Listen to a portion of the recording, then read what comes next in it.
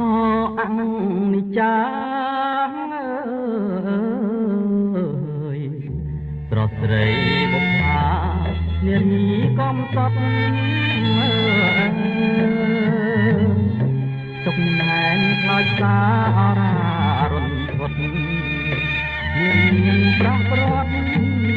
បងបាច់សុខសានប្រានគ្នាឆ្ងាយទៅនឹកឡើងទូចិត្តមានបានទេចិត្តឥឡូវវាទៅត្រាច់ចរងពុតតាមដងព្រៃជ្រៅមានទិសពីដៅមិនដឹងពីទៅពីពឹងអ្នក